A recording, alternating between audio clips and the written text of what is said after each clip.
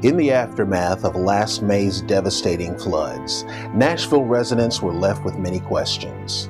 Within 1 week, over 200 area lawyers had contacted the Tennessee Bar Association to volunteer their services to the victims.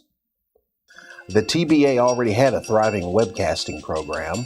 We used the media site platform to produce 3 webcasts explaining rules and regulations that attorneys might need to pass on to their pro bono clients.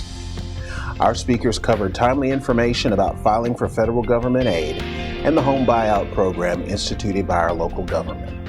Our goal was to get the information out quickly and to as many people as possible, so these webcasts were offered free of charge. The National Flood Insurance Program is administered by FEMA. Any resident can purchase flood insurance, and those within the 100-year floodplain with federally backed mortgages are required to carry flood insurance, and less than 30% of homes within the floodplain do have flood insurance.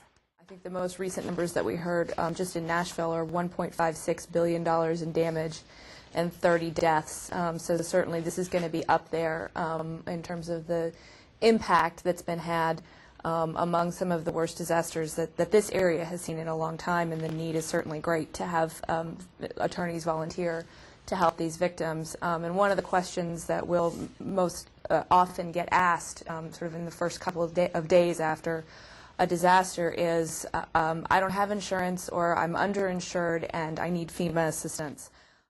The whole disaster process, and gained a lot of valuable information and insight about the disaster process. The outline for our presentation today is going to be looking at preparing for recovery, looking at disaster declarations on the local, state, and federal level. We're going to be looking at the individual assistance process and how that works.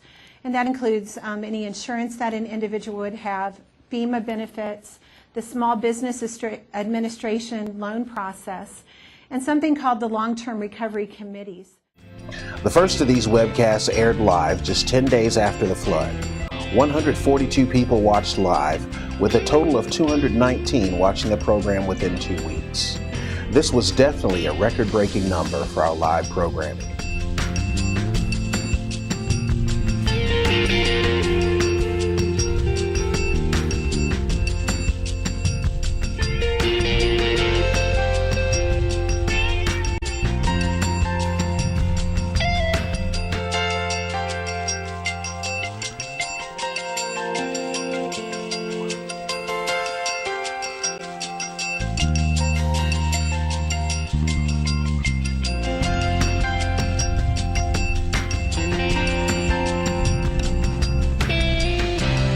We easily achieved our primary goal by getting the information to the attorneys who needed it. By offering the webcast for free, we also roped in a few interested viewers who hadn't seen one of our live webcasts before. Introducing our webcast to new viewers is essential as we continue to grow our online programming. The flood relief webcasts were a great introduction for those viewers.